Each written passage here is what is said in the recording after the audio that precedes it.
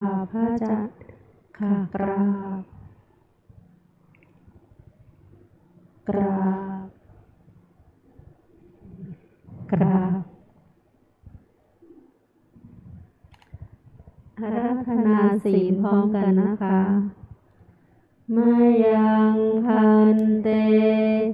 ติสรเนนะสหอัฏฐศีลานิยาจามะทุติยัมปิมายังพันเตติสรเน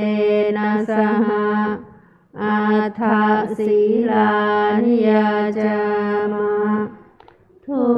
ติยัมปิมายังพันเตติสรเนนะสหอัฏฐศีลานิยาจามะ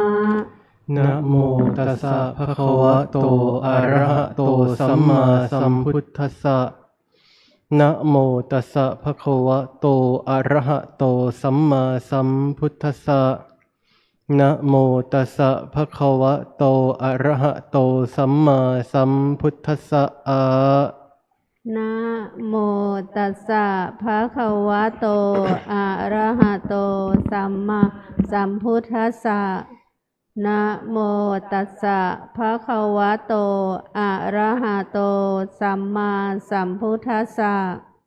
นะโมตัสสะภะคะวะโตอะระหะโต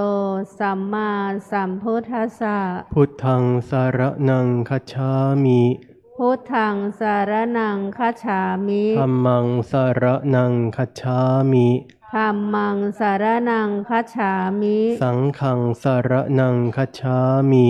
สังฆังสารนังคัจฉามิทุติยัมปิพุทธังสารนังคัจฉามิทุติยัมปิพุทธังสารนังคัจฉามิทุติยัมปิธัมมังสารนังคัจฉามิทุติยัมปิธัมมังสารนังคัจฉามิทุติยัมปิสังฆังสารนังคัจฉามิทุติยัมปิสังฆังสารนังคัจฉามิตติยัมปิพุทธังสารนังคัจฉามิตติยัมปิพุทธังสารนังคัจฉามิตติยัมปิธัมมังสารนังคัจฉามิตติยัมปิธัมมังสารนังคัจฉามิตติยัมปิสังฆังสารนังคัจฉามิตติยัมปิสังฆังสารนังคัจฉามิปานาติปาตาเวระมะนีสิกขาปะทังสมาธิยามิปานาติปาตาเวรมณีสิกขาปะทังสมาธิยามิอทินนาทานาเวระมะนีสิกขาปะทังสมาธิยามิอาทินนาทานาเวรมณีสิกขาปะทังสมาธิยามิอภรมจริยาเวระมะนีสิกขาปะทังสมาธิยามิอะพรหมจริยาเวรมณีสิกขาปะทังสมาธิยามิมุสาวาทาเวระมะนีสิกขาปะทังสมาธิยามิมุสาวาทาเวรมณีสิกขาปะทังสมาธิยามิสุราเมรยมัชฌะปมาทัฏฐานาเวระมะนีสิกขาปะทังสมาธิยามิสุราเมรยมัชฌะปมาทัฏฐานาเวระมณีสิกขาปะทังสมาธิยามิวิการะโภชนาเวระมะนีสิกขาปะทังสมาธิยามิวิการะโภชนาเวระมณีสิกขาปะทังสมาธิยามินัจจคีตวาทิตะวิสุกทัสสนะมาลาคันทะวิเลปนะทาลนะมันดนะวิภูสนทานาเวระมะนีสิกขาปะทังสมาธิยามินาจะคีตะวาทิตะวิสุกทัสสนะ มาลาคันทะวิเลปนะธารณะมันดนะวิภูสนาฐานาเวระมณีสิกขาปะทังสมาธิยามิ อุจจาสยนมหาสยนาเวระมะนีสิกขาปะทังสมาธิยามิ อุจจาสยนะมหาสยนาเวระมณีสิกขาปะทังสมาธิยามิ อิมานิอัฏฐสิกขาปะทานิสมาธิยามิ อิมานิอัฏฐสิกขาปทานิสมาธิยามิอิมานิอัฏฐสิกขาปทานิสมาธิยามิอิมานิอัฏฐสิกขาปทานิสมาธิยามิ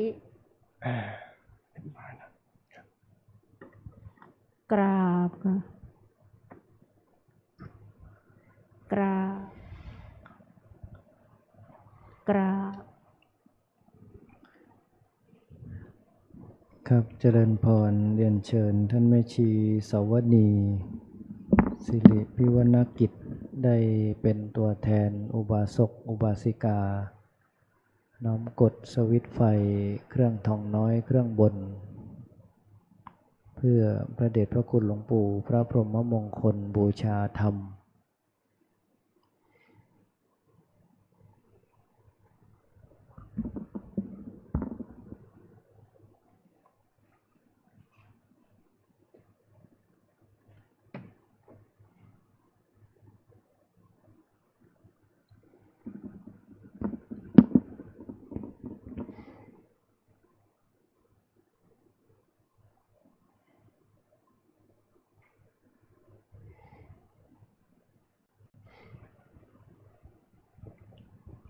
ครับและลำดับต่อไปคณะอุบาสกอุบาสิกาทั้งนั้นจะได้ร่วมกันกล่าวคำอาราธนาธรรมสืบต่อไปนะครับ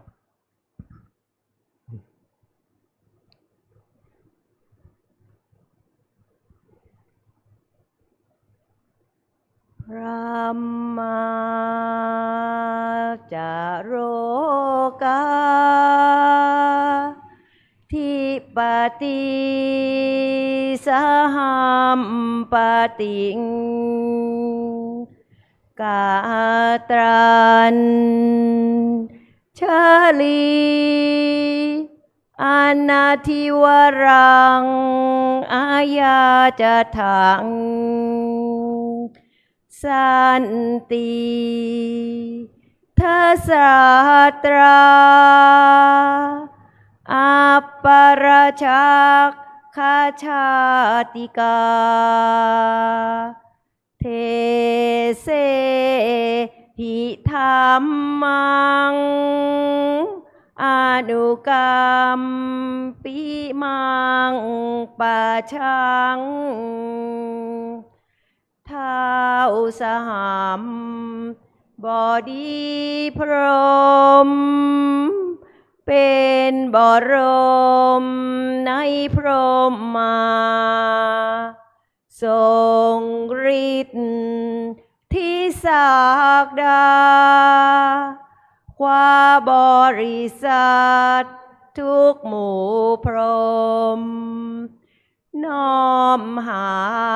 ดนามัสการปฏิสถา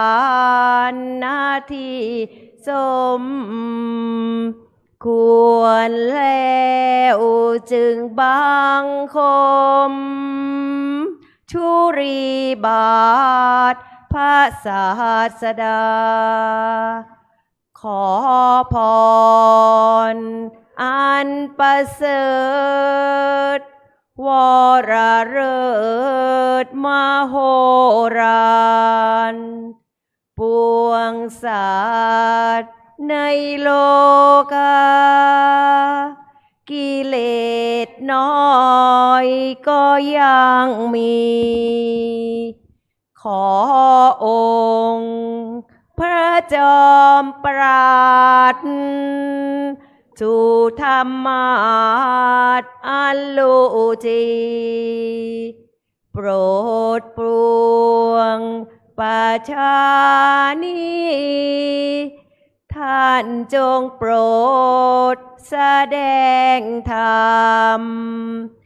นิมนต์ท่านเจ้าขาผู้ปีชาอันเลิศล้ำโปรดแสดงภาษาธรรมเทศนาปวาทีเพื่อให้สำเร็จผลแก่ปวงชนบรรดานี้โสภสุขเกษมศรีสมดังเจตนาเถิดอาราธนังกโรมา นะโมตัสสะภะคะวะโตอะระหะโตสัมมาสัมพุทธัสสะนะโมตัสสะภะคะวะโตอะระหะโตสัมมาสัมพุทธัสสะนะโมตัสสะภะคะวะโตอะระหะโตสัมมาสัมพุทธัสสะสีเลนะสุขติงยันติสีเลนะโภคะสัมปทาสีเลนะนิพพุติงยันติตัสมาสีลังวิโสทะเยเอติอีขอน้อมถวายความเคารพนอบนบบูชาคุณพระเดชพระคุณหลวงปู่พระพรหมมงคลอัคคมหากรรมฐานาจาริยะศาสนโสพลสิริบวรวิปัสสนากรรมฐานาจารย์พระอาจารย์ผู้ทรงคุณธรรมทรงสมาธิธรรมทรงวิปัสสนาญาณและเห็นแจ้งประจักษ์ในพระนิพพานผู้ประเสริฐขอน้อมถวายความเคารพไปยังเพื่อนสภามจารีสงฆ์พระเถรานุเถระเจริญสุขสวัสดีไปยังน้องๆสามเณรอุบาสกอุบาสิกาสาธุชนทุกคนทุกท่านเอามือลงนั่งตามสบายในช่วงนี้ก็เป็นช่วงที่เพิ่งสอบพระบาลีการศึกษาเกี่ยวกับพระปริยัติธรรมเสร็จใหม่ๆซึ่งกระผมอัตมาภาพนั้นก็ได้เป็นผู้สอบยังจัดอยู่ว่าเป็นผู้ศึกษาในภาษาบาลีมคธก็มีโอกาสได้สอบในปรริญญาธรรมชั้นประโยคที่3เพราะฉะนั้นช่วงนี้อุบาสกอุบาสิกาหลายท่านก็จะ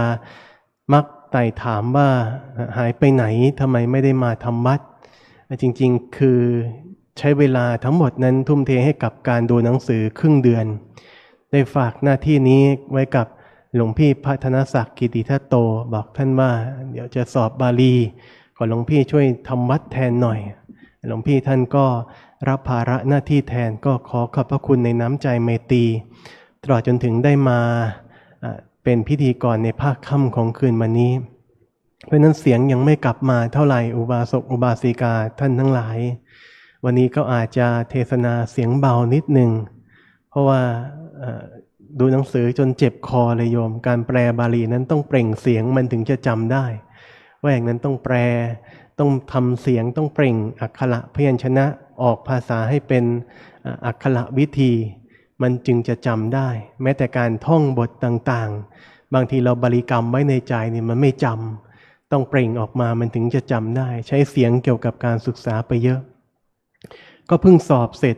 วันสอบบาลีคือวันที่22 23 24ตัวกับผมอาตมาภาพก็ทำหน้าที่ในการของการเป็นผู้ศึกษา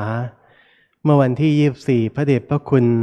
ท่านเจ้าคุณศรีศิลปาจารย์ท่านได้ไหว้วานให้เป็นองค์แสดงพระธรรมเทศนา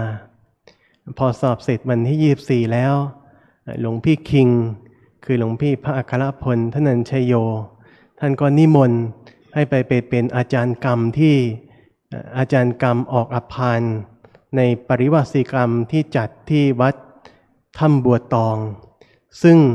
เ เป็นที่น่ายินดีว่ามีพระภิกษุสงฆ์นี่ไปเข้าถึง31รูปนะโยมนะ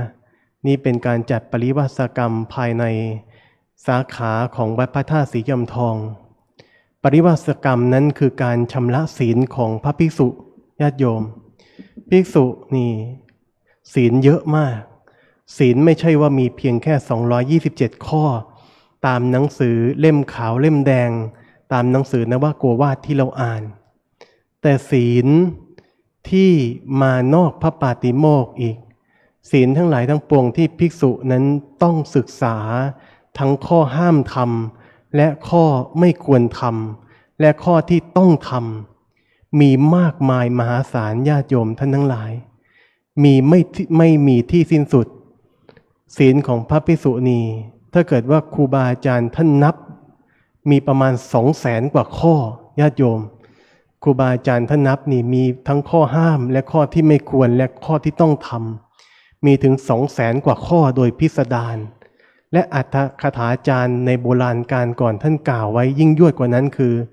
อนันตปริยายสุทธิศีลคือศีลไม่มีที่สิ้นสุดคือมีมากกว่านั้นขึ้นไปอีกญาติโยมท่านทั้งหลายเมื่อภิกษุมีศีลมากขนาดนี้การที่จะรักษาให้บริสุทธิ์บริบูรณ์นั้นบางทีด้วยความที่ยังเป็นปุถุชนก็อาจจะพังเผลอไปบ้างกระทำผิดกระทำด่างทำพ้อยทำให้เป็นมลทินในใจในจิตใจของตนเองเพราะฉะนั้นองค์สมเด็จพระสัมมาสัมพุทธเจ้าท่านจึงบัญญัติให้มีการชำระศีลด้วยการอยู่ปริวาสกรรมอันนี้ก็ทางวัดพระธาตุสีจอมทองก็มีการจัดปริวาสกรรมทั้งในเดือนธันวาคมเป็นปริวาสสำหรับภิกษุที่จรมาในทิศทั้ง4นั้นมีมาเข้าเกือบ100 กว่ารูปญาติโยมเกือบ100 รูปต่อมาเป็นปริวาสกรรมภายใน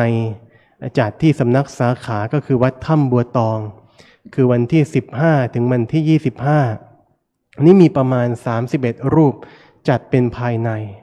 เป็นการเอื้ออำนวยอนุเคราะห์ในเรื่องพระวินัยให้ภิกษุนั้นมีศีลบริสุทธิ์แล้วไม่เกิดเป็นมลทินในจิตใจของตนเองอันนี้ญาติโยมท่านทั้งหลายเพราะฉะนั้นภิกษุนั้นก็มีการชำระศีล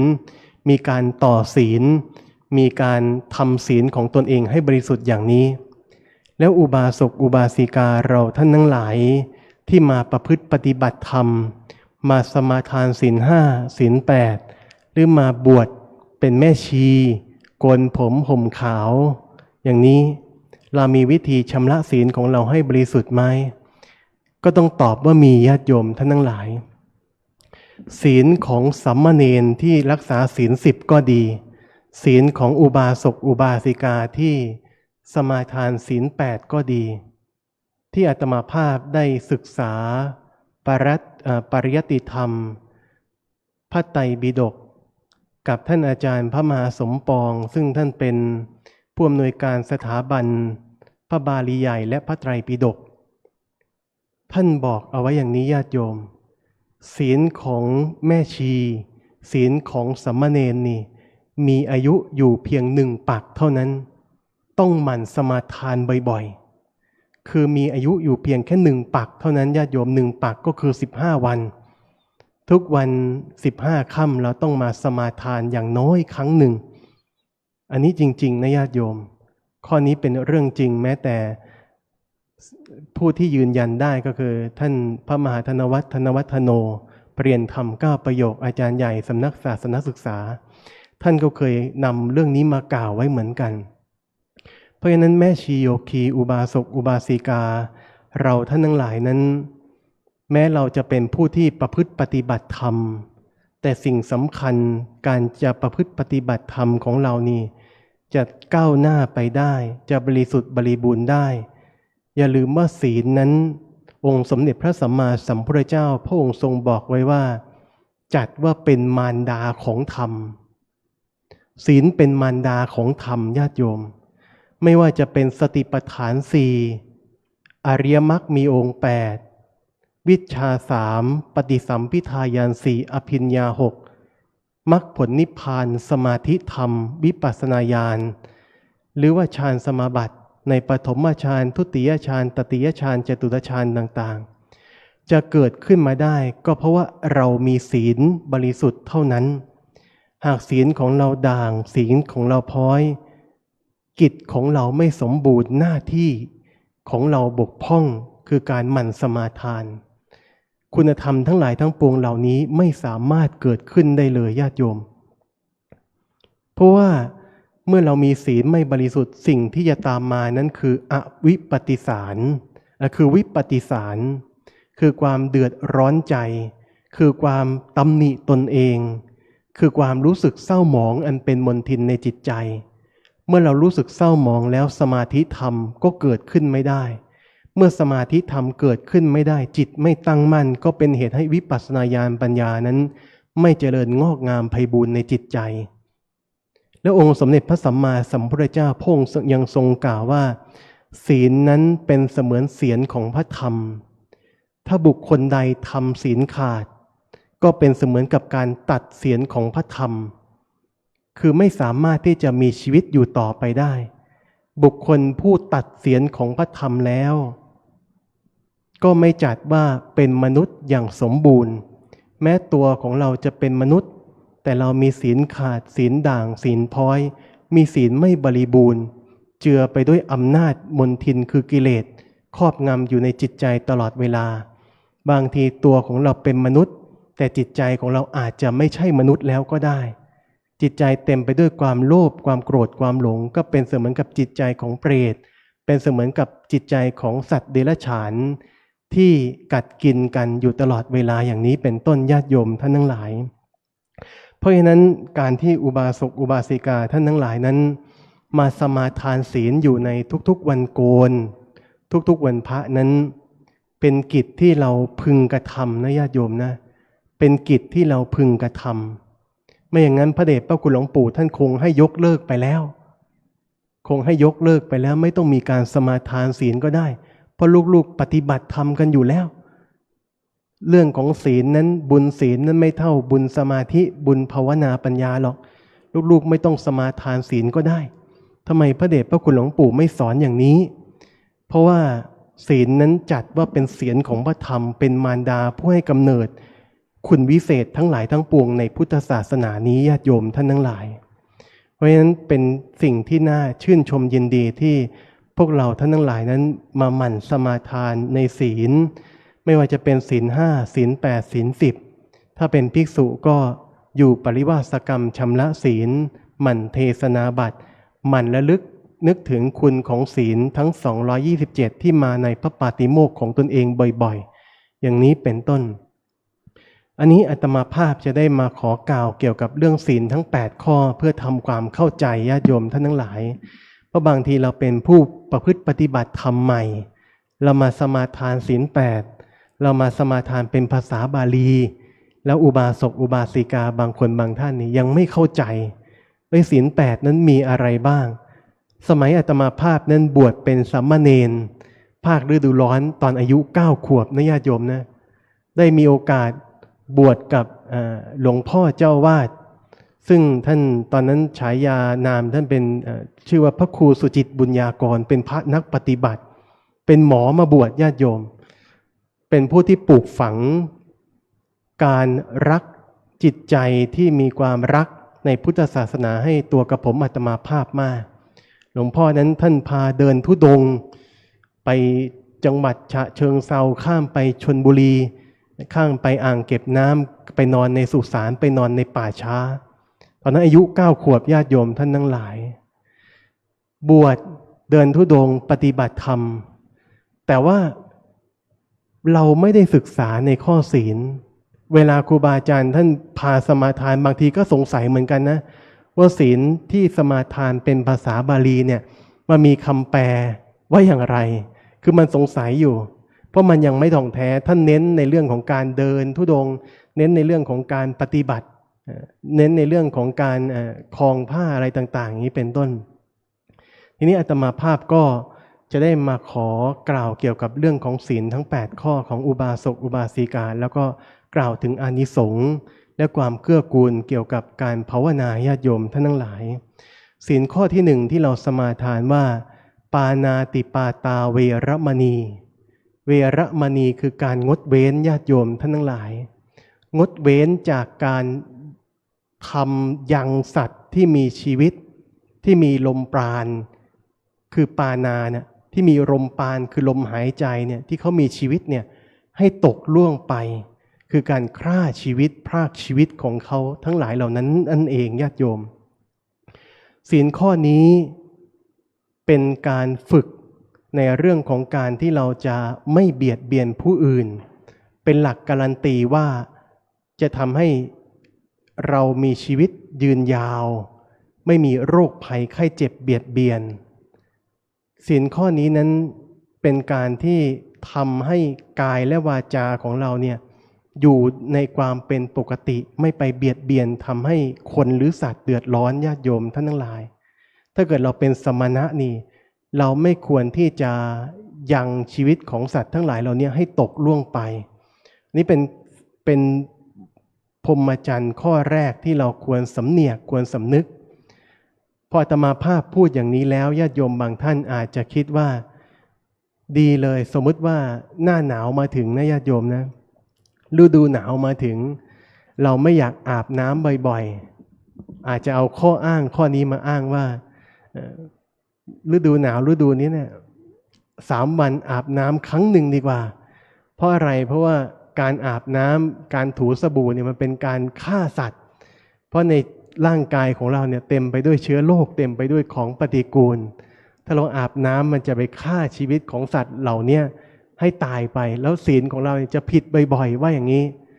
ข้อนี้นี่เป็นสิ่งที่ถูกต้องไหมญาติโยมท่านทั้งหลายไม่ถูกต้องนะเพราะว่าการอาบน้ำการชำระมลทินทางร่างกายเนี่ยเป็นการที่ทำกายของเราให้หมดจดซึ่งเป็นสิ่งที่เราควรสำรวมระมัดระวังเกี่ยวกับความสะอาดสุขอนามัยในร่างกายเบื้องต้นอยู่แล้วแล้วศีลข้อนี้ไม่ได้หมายถึงการฆ่าเชื้อโรคญาติโยมท่านทั้งหลายศีลข้อที่1นี้ความหมายในพระบาลีมีอยู่ชัดเจนว่าปานาติปาตาคือการยังลมปราณยังสัตว์ชีวิตของสัตว์ที่มีลมปราณเนี่ยคือลมหายใจเข้าออกเนี่ยให้ตกล่วงไปแต่เชื้อโรคทั้งหลายทั้งปวงเหล่านี้ไม่จัดว่าเป็นสัตว์ที่มีลมหายใจเข้าออกเพราะฉะนั้นเนี่ยจึงไม่จัดว่าผิดศีลนะญาติโยมนะอันนี้ศีลข้อที่1ศีลข้อที่2คืออทินนาทานาเวรมณีคือการที่เราไม่ลักขโมยปล้นตู่ช่อหลอกลวงทำลายทรัพย์สินของผู้อื่นอย่างนี้เป็นต้นหรือขโมยทรัพย์สินของผู้อื่นมาเป็นของตนอันนี้คือศีลข้อที่2ญาติโยมท่านทั้งหลายศีลข้อที่3คืออภัมมจาริยาเวรมณีคือการที่เราไม่ไปประพฤติผิดเช่นการเสพเมถุนธรรมอย่างนี้การปล่อยจิตปล่อยใจให้มัวเมาไปในกามคุณเพลิดเพลินในอารมณ์ที่เป็นปฏิปักษ์ต่อพรหมจรรย์อย่างนี้ก็จะทำให้พรหมจรรย์ในศีลข้อ3ของเราเศร้าหมองได้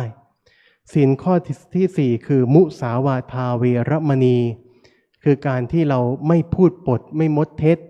ไม่กล่าวคำเลาะแหละกล่าวคำพร่ำบ่นเพ้อเจ้ออันจะเป็นเหตุให้เราเกิดความฟุ้งซ่านศีลข้อที่5คือสุราเมรยะมัชฌะปมาทฐานาเวรมณีคือการงดเว้นจากการดื่มสุราเมลัยการทำสติสัมปชัญญะของตนเองให้ฟั่นเฟือนไปด้วยของมึนเมาศีลข้อที่6คือวิกาลโภชนาเวรมณี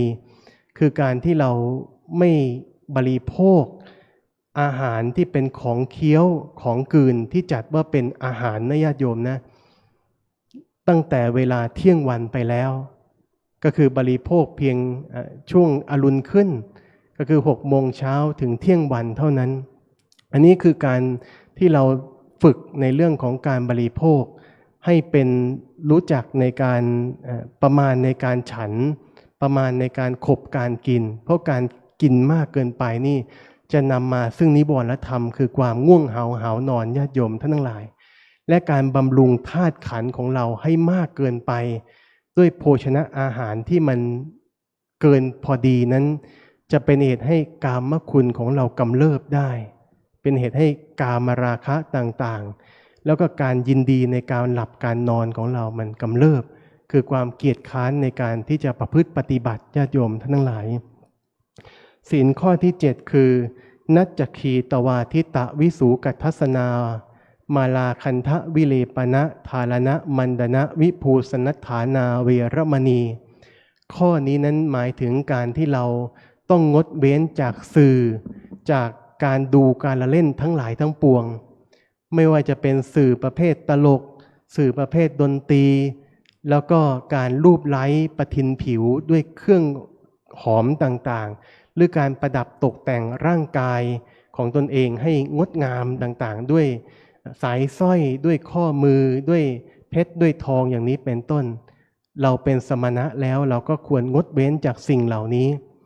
แล้วก็ศีลข้อที่8คืออุจจาสยนะมหาสยนาเวรมณีคือการงดเว้นจากการนอนในที่นอนที่มันยัดด้วยนุ่มเกินไปสูงเกินไปอย่างนี้เป็นต้นทำให้เรามีใจยินดีในการนอนยึดติดเวลาจะตื่นแต่เช้าก็ไม่อยากตื่นอย่างนี้เป็นต้นเพราะการยึดติดในสัมผัสในที่นอนอันนุ่มที่นอนอันสูงใหญ่อันนี้คือกฎระเบียบที่ผู้ที่จะมาประพฤติปฏิบัติธรรมนั้นควรศึกษาควรสำเนียกไว้เป็นเบื้องต้นแล้วก็มีคำถามญาติโยมท่านทั้งหลายว่าศีลทั้ง8ข้อนี้มีมาองค์สมเด็จพระสัมมาสัมพุทธเจ้านี่ทรงอุบัติขึ้นมาแล้วจึงมีหรือว่ามีมาก่อนที่องค์สมเด็จพระสัมมาสัมพุทธเจ้าจะอุบัติขึ้นมาก็ต้องขอตอบว่ามีมาก่อนที่องค์สมเด็จพระสัมมาสัมพุทธเจ้าเนี่ยทรงอุบัติขึ้นมาแล้วหลักปกติทั้ง8ข้อนี้เป็นของพราหมณ์มาก่อนเพราะองค์สมเด็จพระสัมมาสัมพุทธเจ้านี่อย่าลืมว่าพระองค์เคยนับถือศาสนาพราหมณ์มาก่อนทำให้พระองค์ได้ศึกษาในหลักพระเวทหลักเรื่องของศีลหลักเรื่องของกรรมของพราหมณ์มาก่อนเหมือนกันแล้วก็พระองค์เล็งเห็นว่าศีลทั้ง8ข้อการประพฤติพรหมจรรย์นี้ก็เป็นเหตุเกื้อกูลให้สมาธิธรรมเกิดขึ้นได้พระองค์จึงทรงยอมรับแล้วก็นำมาให้กับพระสาวกต่างๆทั้งที่เป็นปุถุชนหรือเป็นฆราวาสผู้ครองเรือนอยู่แล้วก็มีใจที่จะมุ่งการประพฤติปฏิบัติธรรมให้บริสุทธิ์บริบูรณ์ยิ่งขึ้นไปเนี่ยได้ประพฤติปฏิบัติญาติโยมท่านทั้งหลายศีลทั้ง8ข้อนี้มีอานิสงส์อย่างไรญาติโยมศีลทั้ง8ข้อนี้นี่ในสมัยที่องค์สมเด็จพระสัมมาสัมพุทธเจ้านั้นยังทรงดำรงพระชนชีพอยู่เหล่าบรรดาพระอริยสาวกทั้งหลายคือท่านอนาถบิณฑิกะเศรษฐีและนางวิสาขามหาอุบาสิกามักจะหมั่นสมาทานในทุกๆวันขึ้น15ค่ำก็คือวันพระวันโกนแบบที่ญาติโยมท่านทั้งหลายเนี่ยหมั่นมาสมาทานนั่นแหละ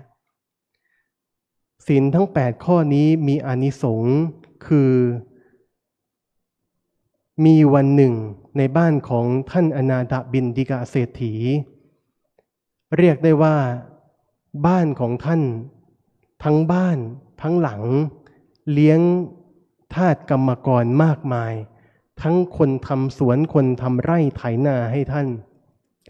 มีวันหนึ่งกรรมกรคนหนึ่งเข้ามาทำงานรับจ้างในบ้านของท่านอนาถบิณฑิกะเศรษฐีแล้วก็จวบจนถึงวันพระขึ้น15ค่ำพอดีนายกรรมกรคนนี้เนี่ยทำงานหนักตลอดทั้งวันแล้วก็ปรากฏว่ามีการตัดไม้หาบฟืนขนน้ำเป็นต้นจวบจนถึงเวลาเย็นพอกลับมาบ้านของท่านอนาถบิณฑิกะเศรษฐีกำลังจะไปรับค่าจ้างปรากฏว่ามองไปทางซ้ายมองไปทางขวาปกติวันนี้จะเห็นเด็กๆเนี่ยวิ่งเล่นกันแล้วก็กินขนมกินน้ำกินท่ากินนมบัวบ้างกินของหวานต่างๆบ้างบริโภคเนยใสน้ำผึ้งน้ำอ้อยบ้างเป็นต้นตามสมัยของเด็กในยุคนั้นในสมัยพุทธกาลนะญาติโยมนะแต่วันนี้ไม่เห็นเด็กๆทั้งปวงนี่มาวิ่งเล่นกันเสียงในบ้านของท่านเศรษฐีนี่เงียบสงัดจึงสงสัยว่าวันนี้เนี่ย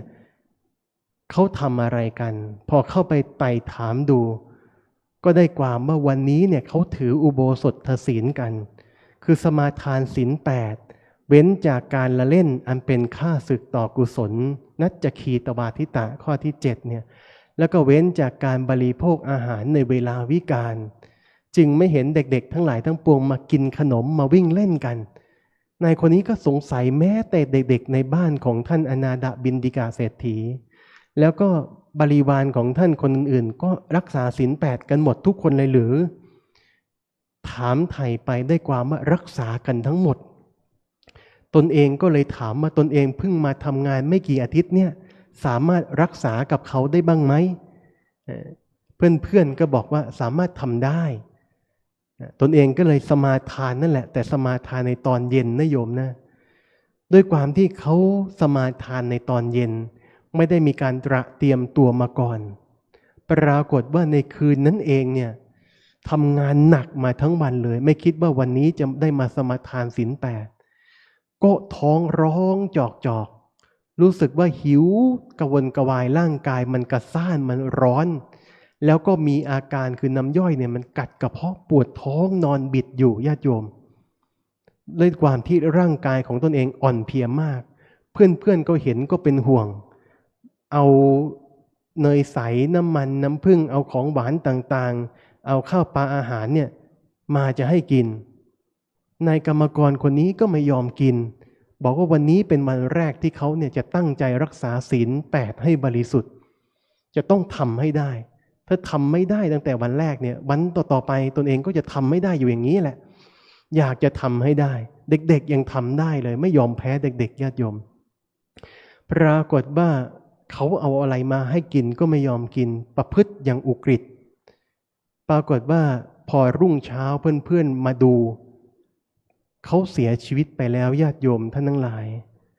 เพื่อนๆทั้งหลายก็เสียใจที่เห็นคนนี้เป็นคนขยันขันแข็งแล้วก็มีจิตใจที่ตั้งมั่นในการรักษาศีลมาเสียชีวิตในวันแรกที่ตั้งใจจะสมาทานศีลให้บริสุทธิ์ก็บอกแก่อนาถบิณฑิกาเศรษฐีอนาถบิณฑิกาเศรษฐีจึงไปกราบทูลเรื่องนี้ให้องค์สมเด็จพระสัมมาสัมพุทธเจ้าฟังเมื่อพระองค์ได้ฟังแล้วพระองค์ก็ทรงบอกว่านายกรรมกรผู้นี้เนี่ยไปบังเกิดแล้วด้วยอานิสงส์อานุภาพแห่งศีลที่เขารักษาเพียงกึ่งวันนะโยมนะคือช่วงเย็นๆเองที่เขาสมาทานเพียงกึ่งวันไม่ถึง12 ชั่วโมงก็ตายลงญาติโยมท่านทั้งหลายอานิสงส์ของศีล 8ที่รักษาเพียงแค่นี้ส่งผลให้เขาได้ไปบังเกิดเป็นเทพพยดาที่มีมเหศักย์ใหญ่คิดสิ่งใดสิ่งนั้นก็เกิดขึ้นเนรมิตสิ่งใดสิ่งนั้นก็เกิดขึ้นตามใจของตนเองปรารถนาแล้วภายหลังเทวดาตนนี้ก็ได้บรรลุธรรมคือได้ประพฤติปฏิบัติธรรมจนบรรลุธรรมในภพภูมิของเทวดาญาติโยมท่านทั้งหลายอันนี้ญาติโยมจะเห็นได้ชัดว่าอานิสงส์ของการรักษาศีลเพียงแค่กึ่งวันนั้นยังมีอานิสงส์มากมายถึงเพียงนี้ญาติโยมท่านทั้งหลายแล้วการที่พวกเราท่านทั้งหลายที่มาโกนผม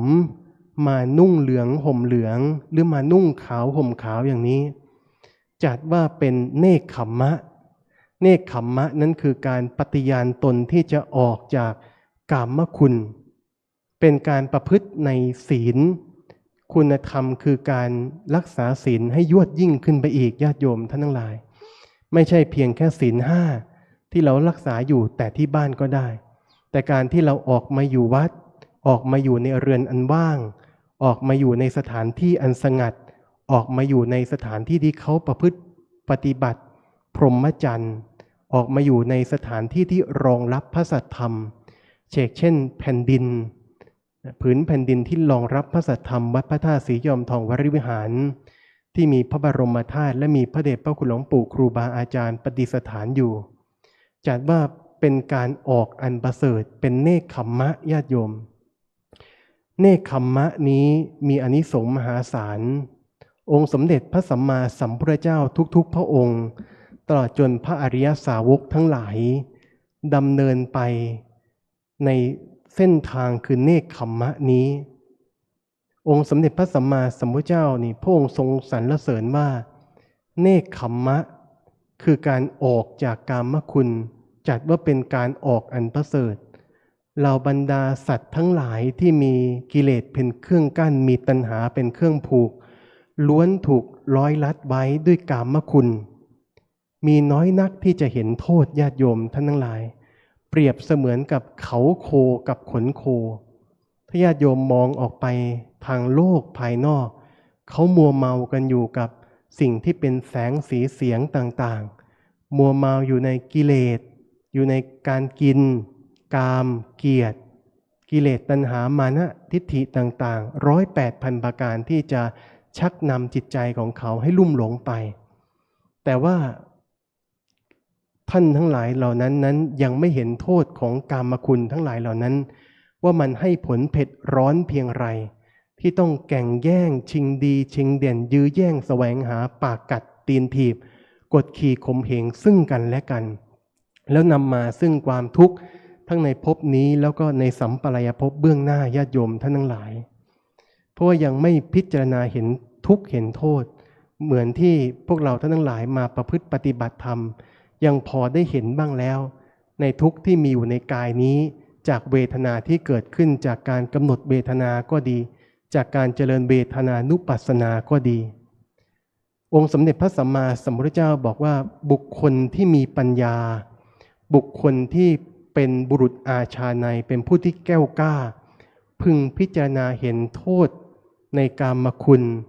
โทษของกิเลสในทางโลกทั้งหลายทั้งปวงนั้นน่ะเปรียบเสมือนกับตนเองนั้นตกลงไปในหลุมมูดหลุมคูดคือหลุมขี้ญาติโยมท่านทั้งหลายเมื่อบุคคลตกลงไปในหลุมมูดหลุมคูด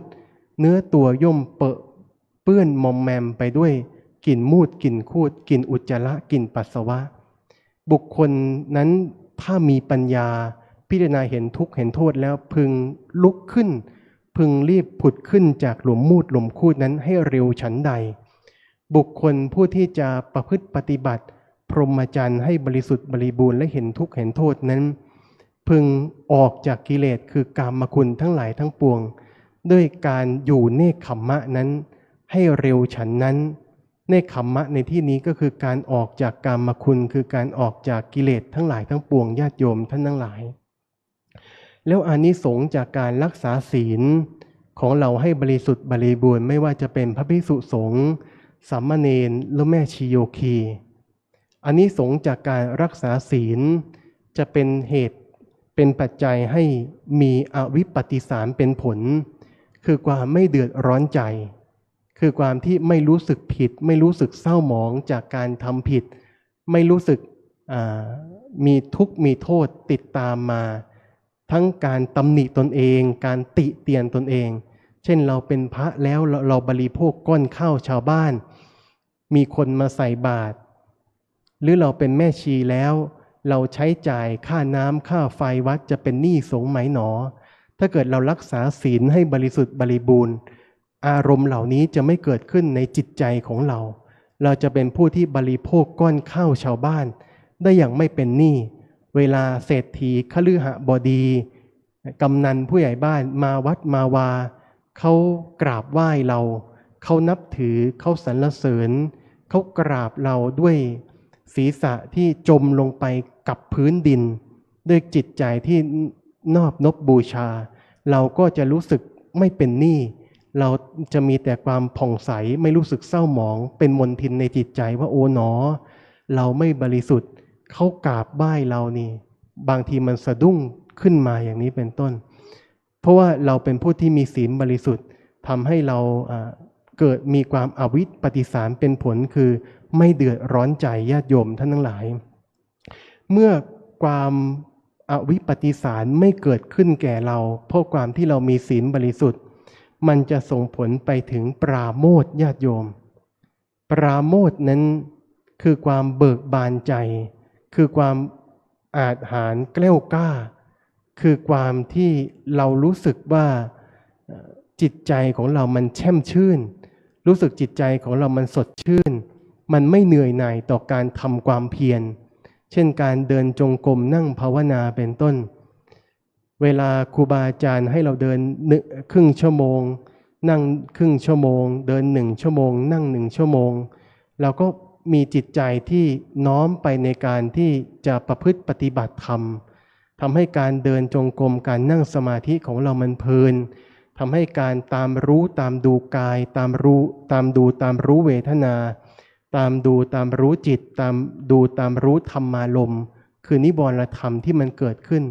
มันเพลิดเพลินไปในการกำหนดอันนี้คืออานิสงส์จากการที่เรามีศีลบริสุทธิ์เราไม่ติเตียนตนเองทำให้มีปราโมทย์เกิดขึ้นญาติโยมท่านทั้งหลายเมื่อปราโมทย์เกิดขึ้นแล้วจะส่งผลไปที่ปีติคือปีติธรรมมันจะเกิดขึ้นบางคนบางท่านนั้นประพฤติปฏิบัติธรรมมีศีลไม่บริสุทธิ์มันก็จะเหนื่อยหน่ายที่จะประพฤติปฏิบัติพรหมจรรย์เช่นว่าบางทีบางครั้งครูบาอาจารย์ท่านสั่งว่าวันนี้ต้องได้8 ชั่วโมงปฏิบัติได้เพียง2 บัลลังก์ได้4 ชั่วโมงมันรู้สึกง่วงเหงาหาวนอนเหนื่อยหน่ายจากการประพฤติปฏิบัติเพื่อนเขายังเดินจงกรมเพื่อนเขายังมาทำวัดสวดมนต์ทำวัดสวดมนต์เสร็จแล้วก็ยังเปิดไฟเดินจงกรมนั่งภาวนาจนถึง4 ทุ่ม5 ทุ่มแต่เรานี่ปิดไฟนอนตั้งแต่2 ทุ่มแล้วเพราะมันไม่มีจิตใจที่จะน้อมไปในการประพฤติปฏิบัติเพราะศีลมันไม่บริสุทธิ์ญาติโยมท่านทั้งหลายอันนี้ข้อนี้นั้นจึงเป็นสิ่งสำคัญแต่ถ้าบุคคลใดมีศีลดีรักษาศีลของตนเองให้บริสุทธิ์มันทบทวนข้อศีลและลึกถึงคุณของศีลที่ตนเองรักษาดีแล้วมันจะรู้สึกปราโมทย์นั้นจะส่งผลให้ปีติเกิดขึ้นอารมณ์ปีตินั้นคือการเวลาที่เราไปเดินจงกรมนั่งภาวนาเราใคร่ควรถึงข้อศีลของเรามันรู้สึกผ่องใสบางทีบางครั้งมันรู้สึกขนลุกสู้ขึ้นมามันรู้สึกยินดีอิ่มเอมเปรียมปรีในพรหมจรรย์ที่เราประพฤติให้บริสุทธิ์หรือบางคนบางท่านรู้สึกเวลานั่งสมาธิกำหนดดูอาการพองอาการยุบอาการนั่งอาการถูกไปมันรู้สึกอิ่มเอมเปรียมใจน้ำหูน้ำตาไหลออกมาเกิดศรัทธาอย่างลงมั่นรู้สึกว่าการประพฤติปฏิบัติธรรมการมาบวชการมารักษาศีลของเราไม่สูญเปล่าอยากจะชักชวนบิดามารดาอยากจะชักชวนพ่อแม่อยากจะชักชวนครูบาอาจารย์ที่เคยสอนหนังสือเราญาติของเราให้เข้ามาประพฤติปฏิบัติเข้ามารักษาศีลเข้ามาเดินโยกมนั่งภาวนาเข้ามาเห็นในสิ่งที่เราได้สัมผัสได้เห็นอย่างนี้เป็นต้นเข้ามาเห็นความสุขความสงบในพุทธศาสนาว่ามีคุณอย่างนี้มีอานิสงส์อย่างนี้เป็นต้นอันนี้คือปีติธรรมที่มันเกิดขึ้นมันน้อมนำมาซึ่งศรัทธาญาติโยมท่านทั้งหลายเมื่อปีติเกิดขึ้นแล้วจะส่งผลให้กายของเราสงบเมื่อกายสงบแล้วมันจะส่งผลไปให้เกิดความสุขเกิดขึ้นบางคนบางท่านเวลาเดินจงกรมอยู่นั่งสมาธิอยู่มันมีความสุขขึ้นมาเพราะว่าองค์ธรรมมันครบเหตุปัจจัยที่เราสร้างอบรมมามันสมบูรณ์ดีความสุขในธรรมก็เกิดขึ้นได้เมื่อความสุขเกิดขึ้นแล้วจิตย่อมตั้งมั่นญาติโยมท่านทั้งหลายจิตย่อมตั้งมั่นคือจิตสงบคือเอกัคคตาจิตในที่นี้ท่านหมายถึงปฐมฌานทุติยฌานตติยฌานจตุตฌานเป็นต้นย่อมเกิดขึ้นมาได้ตามลำดับเมื่อจิตตั้งมั่นแล้วจะรู้เห็นตามความเป็นจริงคือเกิดยถาภูตายานเกิดขึ้นรู้เห็นรูปนามตามความเป็นจริงรู้เห็นกายใจของเราตามความเป็นจริงคือเห็นกายในกายเห็นเวทนาในเวทนาเห็นจิตในจิตแล้วเห็นธรรมในธรรมตามความเป็นจริงเมื่อเห็นตามความเป็นจริงแล้วจะส่งผลให้นิพพิทาเกิดขึ้นจะส่งผลให้วิปัสสนาญาณเกิดขึ้นตั้งแต่อุทธัพพยญาณคือการเห็นการเกิดดับของรูปของนามคือการเห็นอาการเกิดดับอาการจิตที่มันดับไปอาการบูบอาการของสันตติขาดพระไตรลักษณ์เห็นอนิจจังทุกขังอนัตตาคือความไม่เที่ยงความเป็นทุกข์ความเป็นอนัตตาที่ควบคุมไม่ได้ของร่างกายและจิตใจของเรานี้เกิดขึ้นเห็นพังคยานคือความดับไปถ่ายเดียวของร่างกายและจิตใจนี้เห็นพยญาณคือความน่ากลัวของรูปของนามของร่างกายและจิตใจนี้ว่าเขามีทุกข์มีโทษอยู่มีภัยที่ซ่อนเร้นอยู่มีโรคภัยไข้เจ็บอยู่ จะเกิดขึ้นแก่เราวันใดวันหนึ่งก็ไม่รู้เป็นความน่ากลัวเกิดขึ้นมาเห็นพยญาณแล้วก็จะไปเห็นอาทินนวญาณข้อนี้คือเห็นทุกข์เห็นโทษของรูปของนามบางคนโรคเก่ามันกำเริบขึ้นมาเช่นครูบาอาจารย์ที่มาเข้าคอร์สวิปัสสนาจารย์ที่ประพฤติปฏิบัติเข้มๆปฏิบัติไปถึง45วันบางคนบางท่านวิปัสสนาญาณชัดในข้ออาทินนวญาณนี้โรคเก่ากำเริบขึ้นมาเลยเช่นโรคเกาต์เป็นต้นจากการปวดไขข้อปวดกระดูกต่างๆไม่เคยเกิดขึ้นมันเกิดขึ้นมาคือมันเกิดขึ้นมาให้เรากำหนดรู้ให้เราพิจารณาให้เราชดใช้ในพระกรรมฐานญาติโยมทั้งหลายเกิดขึ้นมาด้วยอำนาจของอาทินนวญาณเมื่ออาทินนวญาณเกิดขึ้นแล้วก็ส่งผลให้นิพพิทายานเกิดขึ้นเมื่อเห็นภัยเห็นทุกข์เห็นโทษแล้วมันจะเกิดการเบื่อหน่ายในรูปในนามในกายในใจนี้ว่าไม่มีแก่นสารไม่มีสาระอะไรเมื่อนิพพิทายานเกิดขึ้นแล้วก็จะส่งผลให้มุนจิตุกรรมยตายานเกิดขึ้นคือความรู้สึกอยากหนีอยากออกอยากหลุดอยากพ้นไปจากการทำแบบนี้ไปจากการอยู่อย่างนี้กับรูปกับนามความรู้สึกแบบนี้โยคีผู้ปฏิบัติอาจจะแยกไม่ออกแล้วก็อาจจะหนีจากการปฏิบัติไปเลยก็ได้ก็มีตัวอย่างเห็นได้ชัดที่อาตมาภาพประสบมาก็คือคุณพ่อของอาตมานี่มาเข้ากรรมฐานกับพระเดชพระคุณหลวงปู่พอมาถึงยานนี้เนี่ยอยากกลับบ้านญาติโยมท่านทั้งหลายคือจริงๆแล้วเขาแยกไม่ออกว่าเขาอยากหยุดเพราะการเบื่อหน่ายในรูปในนามหรืออยากหยุดจากการประพฤติปฏิบัติธรรมคือมันจะเบื่อหน่ายมันจะอยากหนีอยากออกอยากหลุดอยากพ้นไปจากอารมณ์ทั้งหลายทั้งปวงแล้วก็คิดว่าการออกจากวัดการออกไปจากสถานที่นี้เนี่ยมันจะเปลี่ยนอารมณ์เหล่านี้มันจะเปลี่ยนมันคือเขาเรียกว่าครูบาอาจารย์ท่านเรียกว่ายานม้วนเสือนี่คือชื่อของมุนจิตุกรรมยตายานข้อนี้แต่โยคีเนี่ยต้องตั้งใจประพฤติปฏิบัติต่อไปแล้วก็ต้องกำหนดรู้อาการที่เบื่อหน่ายอาการที่อยากออกอาการที่อยากเปลี่ยนอยากหลุดไปจากอารมณ์จิตตรงเนี้ยเมื่อกำหนดรู้ไปแล้วพ้นไปได้มันจะเกิดปฏิสังขายานคือการพิจารณารูปนามเหตุปัจจัยที่เกิดอารมณ์ทั้งหลายทั้งปวงเหล่านี้ลงในหลักของอนิจจังทุกขังอนัตตาคือมันจะวางได้แล้วมันจะเกิดความเพียรตั้งมั่นขึ้นมา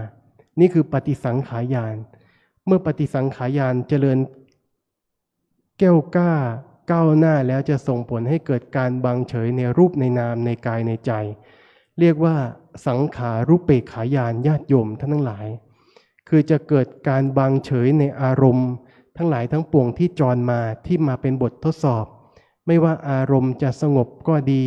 ความศรัทธาที่มันพุ่งพ่านขึ้นมาเมื่อจิตสงบก็ดีความยินดีในการปฏิบัติเพราะปีติมันเกิดขึ้นมาก็ดีความรู้สึกทุกข์ไปกับเวทนาที่มันปรากฏขึ้นมาแล้วเรากำหนดหายบ้างไม่หายบ้างก็ดีบางทีมันหายก็ยินดีบางทีมันไม่หายก็ไม่ยินดีอยากผลักไสไล่ส่งโกรธมันขึ้นมาอย่างนั้นเพราะมันบังคับไม่ได้ถ้าผู้ประพฤติปฏิบัติธรรมกำหนดอารมณ์ทั้งหลายทั้งปวงได้อย่างนี้เนี่ยจะก้าวเข้าสู่สังขารุปเปกขายานคือญาณที่วางเฉยในการกำหนดอารมณ์ทั้งหลายทั้งปวงเมื่ออารมณ์ทั้งหลายทั้งปวงมากระทบจะวางเฉยได้มันจะกำหนดอัตโนมัติมันจะกำหนดได้คล่องแคล่วมันจะกำหนดได้ดีเวลาไล่จุดครูบาอาจารย์บอกให้กำหนดจุดถึงโคนขาขวาซ้ายหรือกำหนดไกวหน้าไกวหลังก็สามารถที่จะเพ่งกำหนดจุดต่างๆไล่ไปได้โดยลำดับอย่างไม่ค่อยผิดพลาดอันนี้คืออานิสงส์ของสังขารุปเปกขายานญาติโยมท่านทั้งหลายเมื่อนิพพิทาสังขารุปเปกขายานและวิปัสสนาญาณทั้งหลายทั้งปวงเจริญก้าวหน้าขึ้นไปอย่างนี้เราจะสามารถไถ่ถอนอารมณ์ที่เรายังยึดติดอยู่ได้เรียกว่ามันจะเกิดวิราคะแล้วก็เกิดความคลายกำหนัดคือความยึดมั่นถือมั่นในอารมณ์ลงได้อันนี้คืออานิสงส์ของการประพฤติปฏิบัติธรรมที่ท่านเรียกว่าปฏิเวทะที่มันเกิดขึ้นมาคือการแทงตลอดญาติโยมทั้งหลายเพราะฉะนั้นการแทงตลอดทั้งหลายทั้งปวงนี้จะเกิดขึ้นมาได้ก็ด้วยอาศัยศีลเป็นสมุฏฐานดังพุทธพจน์บทพระบาลีที่อาตมาภาพกล่าวไว้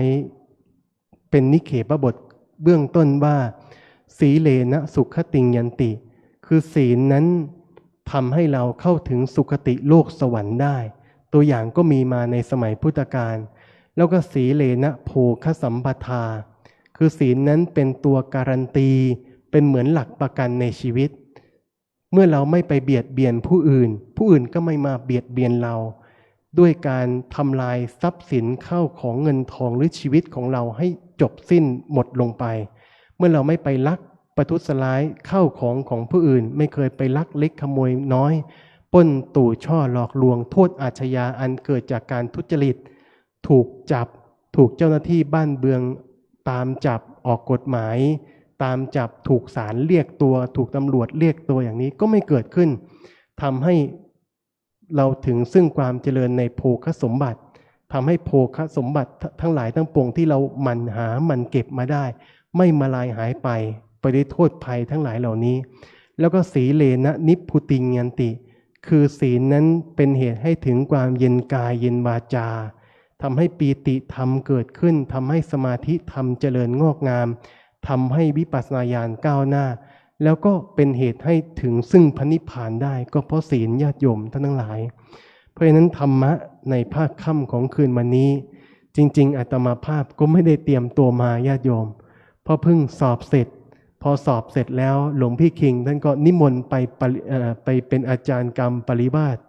ในวันที่25ก็เพิ่งไปออกอัปพานไม่รู้ว่าต้องไปทั้งวันเลยเพิ่งกลับมาถึงวัดเมื่อทุ่มหนึ่งมาของวันนี้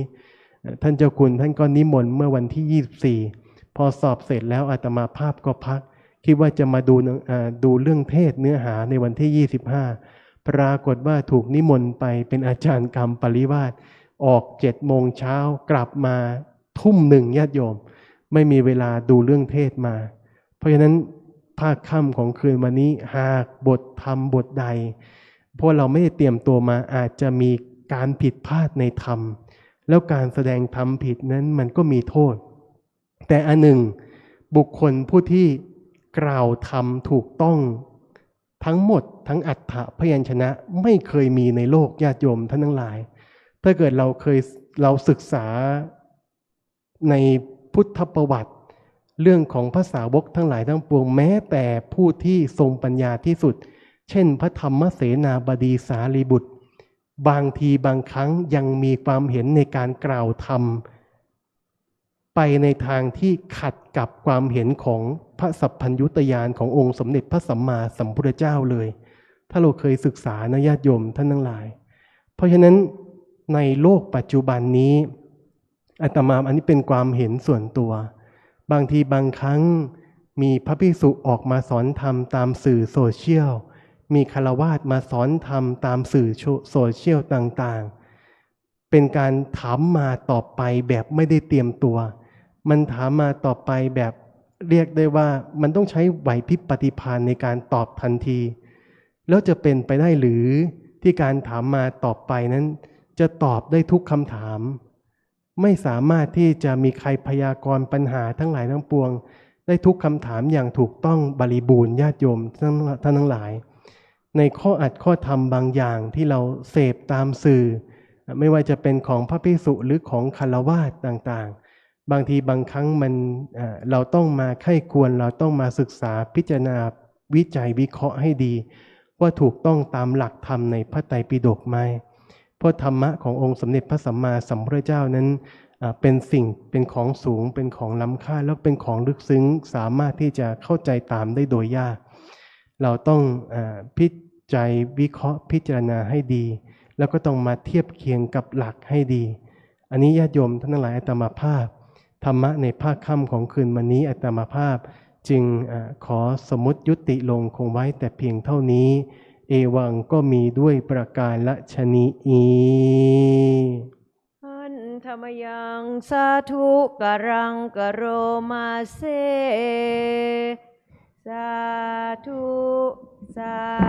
ธุสาธุอหังพุทธันจะธัมมันจะสังฆันจะสารนังคตาอุปาสิกตังเทเสสิงภิกขุสังฆสะสัมมุขา เอตังเมสารนังเขมังเอตังสารณมุตตมังเอตังสารณมาคัมมะ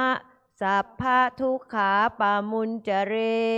ยะถาพรังจริยาหังสัมมาสัมพุทธัสสะสนังทุกขานิสรณัสเสวะภาคินิสังอนาคเตกายเยนะวาจายาวาเจตสาวาพุทเทกุกัมมังปะกตังมยายังพุทโธปฏิคันหาตุอัจจยันตังการันตเรสังวริตุงวะพุทเทกายเยนะวาจายาวาเจตสาวาธัมเมกุกัมมังปะกตังมยายังธัมโมปฏิคันหาตุอัจจยันตังการันตเรสังวริตุงวะธัมเมกายเยนะวาจายาวาเจตสาวาสังเคกุกัมมังปะกตังมยายังสังโฆปฏิคันหาตุอัจจยันตังการันตเรสังวริตุงวะสังเคครับเจริญพรเรียนเชิญท่านแม่ชีจิตราจิตเจือจุนได้เป็นตัวแทนอุบาสกอุบาสิกาน้อมถวายทายธรรมบูชาธรรมแด่ท่านพระอาจารย์ขอเจริญพรเรียนเชิญครับ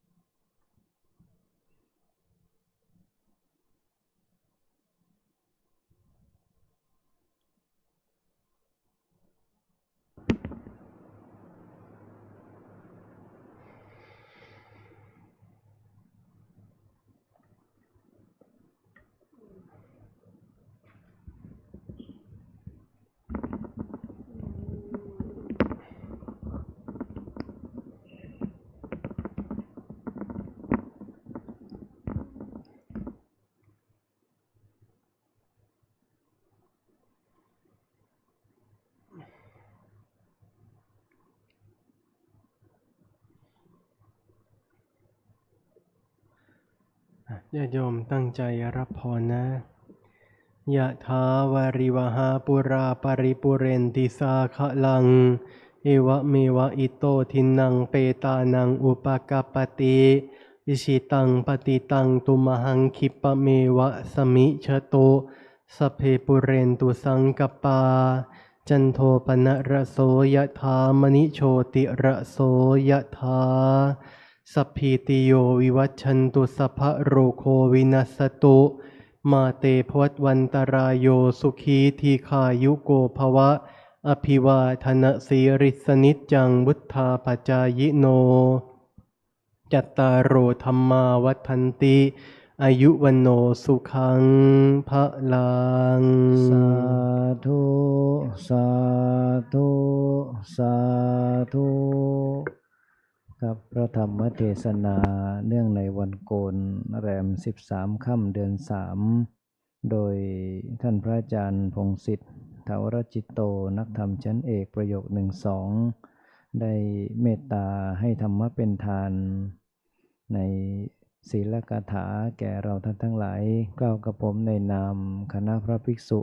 สามเณรคณะอุบาสกอุบาสิกาสาธุชนทุกคนทุกท่านขอกราบอนุโมทนาขอบคุณในเมตตาของท่านพระอาจารย์เป็นอย่างสูงที่ได้ให้ธรรมะเป็นทานให้เราทั้งหลายได้นำไปประพฤติปฏิบัติต่อไปในลำดับต่อไปเราท่านทั้งหลายจะได้ร่วมกันปฏิบัติบูชา ตามแบบแผนที่พระเดชพระคุณหลวงปู่วางเอาไว้หลังจากฟังพระธรรมเทศนา ปฏิบัติบูชาเจริญจิตภาวนาร่วมกันเป็นระยะเวลาประมาณ10 นาทีกราบราธนาทุกรูปและเรียนเชิญทุกท่านณบัดนี้ครับ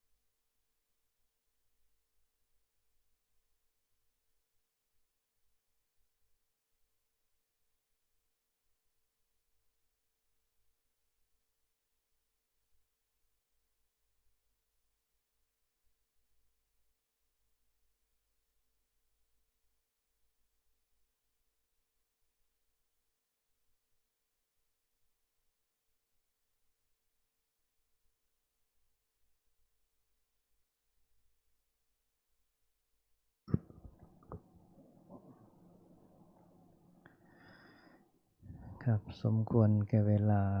กล่าวคำกรวดน้ำแบบพื้นเมืองร่วมกันนะครับ หิตังทานากัมมังเนปานาปัจจยโยโหตุโนเนจังหิตังศีลากัมมังเนปานาจยโยโหตุโนเนจังหิตังภาวนากัมมังเนปานาจยโยโหตุโนเนจังยังกินจิโกสาลังกาตาพังกัมมังสัพเพหิเตหิกาตังปุญญังโนอนุโมทันโตสุนันโตพนโตเยเทวาสัมมิงฐานเนอาทิคาตาทิคายุกาสัทธาหนตุสัมภาตานังสุขีอัตตานังปาริหารันโตมาตาปิตาสุขีหนตุทุกขาปะโมจจันโตสัพเพญาติกาสุขีหนตุทุกขาปะโมจจันโตสัพเพญาติกาสุขีตาหนตุทุกขามุจจันโตสัพเพปิสาสัพเพยัคขาสัพเพเปตาสุกิตาหนตุทุกขามุจจันโตสัพเพนัคขตาสุกิตาหนตุทุกขามุจจันโตสัพเพเทวาสุขิตาหนตุทุกขาปะมุจจันโตสัพเพอาจาโยปัจจายาสุขิตาหนตุทุกขาปะสัมภาสัมปตินังสัมมิชันตุโววันธามิพุทธังสัพพังเมโตสังฆามาเมพันเตวันธามิธัมมังสัพพังเมโตสังฆามาเมพันเตวันธามิสังฆังสัพพังเมโตสังฆามาธาเมเตวันธามิกุลโลปัจจาจาริเยสัพพังเมโตสังฆามาเมพันเตวันธามิกัมมัฏฐานังสัพพังเมโตสังฆามาธาเมเตวันธามิอาราเมปัฏฐาสีมายังสัพพังขมาธาเมพันเตวันธามิเจติยังสัพพังสัพพทาเนสุปาทิตาสาลีลาธาตุมหาโพธิงพุทธารูปังสักกาลังสัทธานาคาโลเกเทวาเกปรามาโลเกชัมพุติเปลังกาติเปสาลีลาตุโยเกสาธาตุโยอะระหันตาธาตุโยเจติยังคันธกุติงจตุราสิติสาเสธัมมะขันเทสัพเพสังปาทะเจติยังอาหังวันธามิสัพพะโสกราบ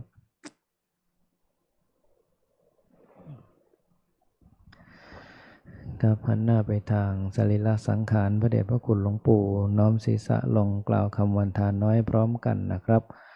วันทามิพันเตสัพพังอาปาราทังคามาธาเมพันเตมยากตังปุญญังสามินาอนุโมทิตาพังสามินากตังปุญญังไมหังทาตาพังสาธุสาธุอนุโมทามิกราบ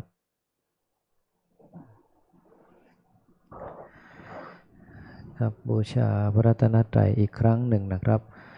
อะระหังสัมมาสัมพุทโธภควา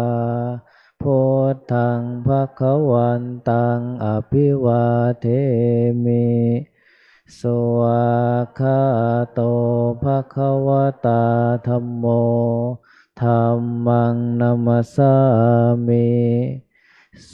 ปฏิปันโนภะคะวะโตสาวกสังโฆสังฆังนามามิ